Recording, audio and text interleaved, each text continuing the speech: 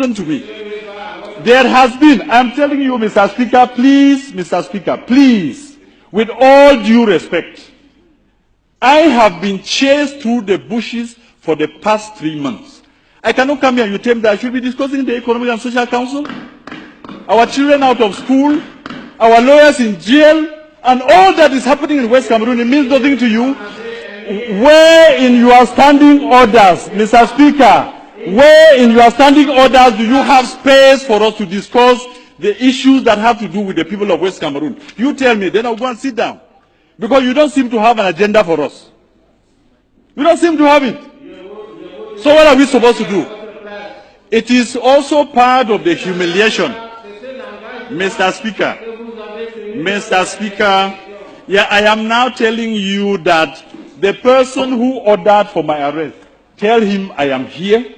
He can come and take me from this National Assembly. And the people of West Cameroon would know that they don't belong here. I am being frank with you. The representatives of the people have the power to say it as it is, at any time. And if we come here and you shut us down, you want to kill those people out there. You want to kill those people out there. So what should we do? That is your wish, Mr. Speaker. I should have waited for them to bring my head to you. That is what you would have wanted. I simply say no. Mr. Speaker, can you now, on this floor, give a nation that you call yours, people can do what has been done to our children in West Cameroon. I call it West Cameroon because you will never take it out of our mouths again, because that is a territory in which we believe in freedom. To go out on the street and demonstrate is a basic right for us. And that is why we are saying that there are two Cameroons that came together. If you are telling us, like a state minister stood here last year and told us that what happened in Cameroon is like dropping a few cubes of sugar into a basin of water. Who is the sugar and who is the water? I'm asking the government bench of Cameroon. Who is? That you rape our children. My brother's daughter has been raped in Boya. I swear to you, the government of this country, does the president of this country know that the governors and the DOs and all the administrators you have sent to West Cameroon are out there behaving exactly like an army of occupation? Our people have nowhere to go. We have made all the efforts. Our ancestors and our forefathers trusted you to go into a gentleman's agreement that two people who considered themselves brothers could go to live together. If this is what you show us after 55 years, then those who are saying that we should break Cameroon are right. They are correct. The people of West Cameroon cannot be your slaves. The people of West Cameroon are not, you did not conquer them in war. If this is what you are saying that we should live in, I say simply no, it will not work. How do you have an army that's supposed to protect children, step out there, beat them, and rape some? It is not heard of in any country. This is the 21st century, and anybody who does that, I cannot be willing for his government to pay the price. We will exact it on you, because you are making us believe that we went to the wrong place. What is there to say? I want the world to know and to have it on record that we have made efforts. I have sat with ministers and listened to them talk. The first one was the then Minister of Justice, Amadou Ali, 10 years ago.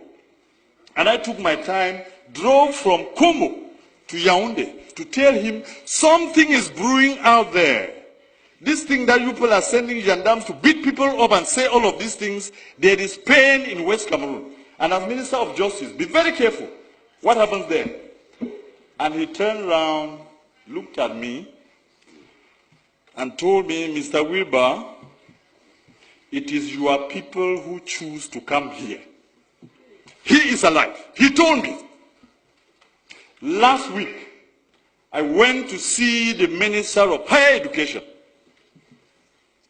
Professor Famindongo, and I told him the problems in Cameroon, the problem we have in West Cameroon, is the problem that will bring down Cameroon.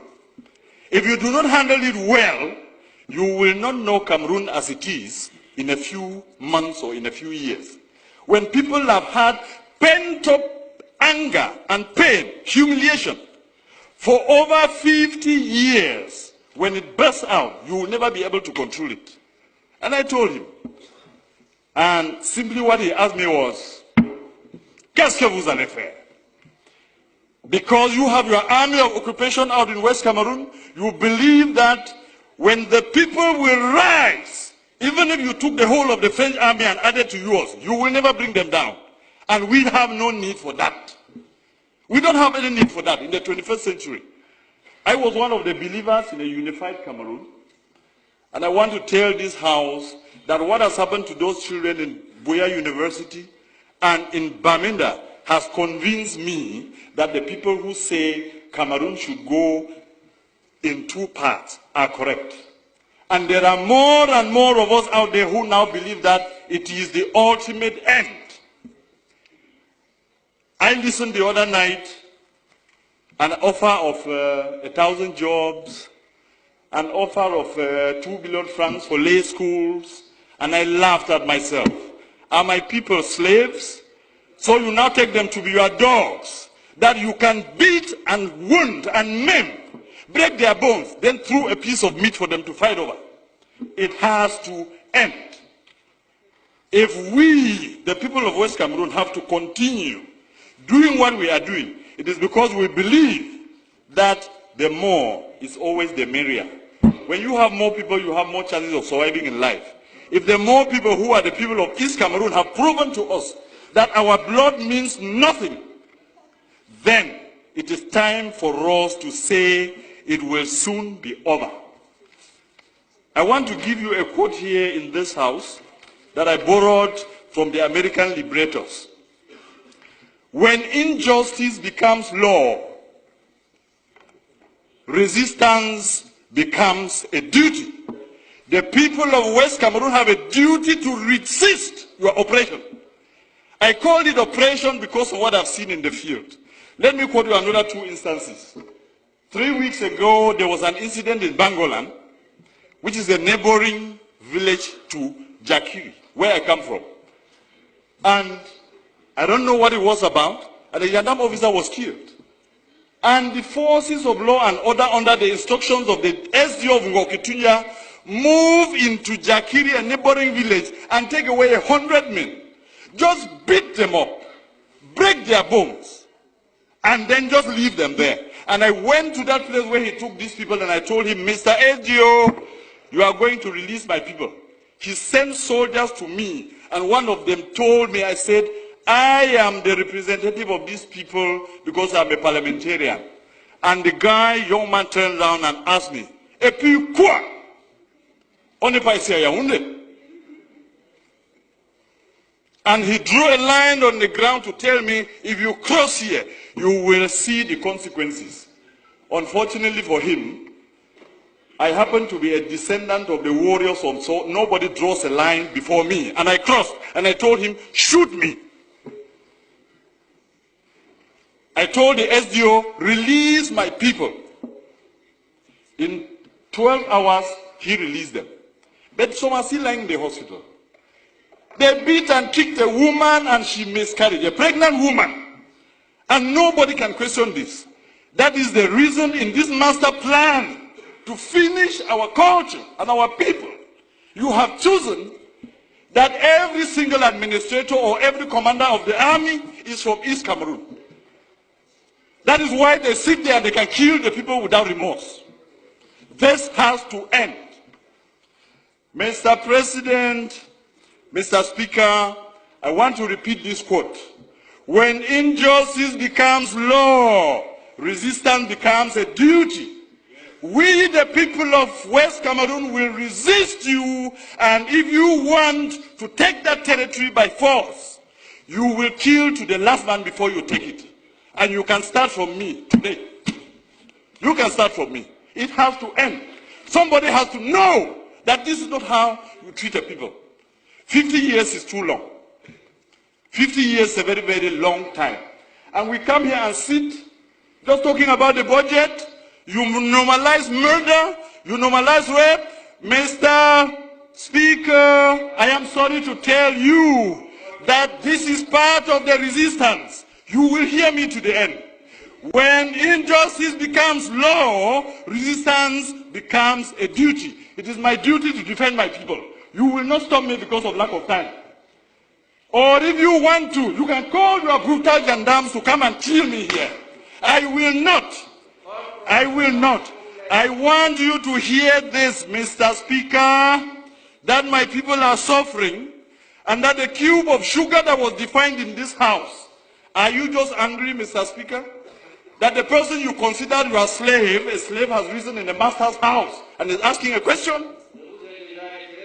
I have, Mr. Speaker, I'm telling you, this is part of my resistance, and you will hear me to the end. Bring the brutal soldiers who raped our daughters to take me out of here. I will say it to my end. I will say it to the end.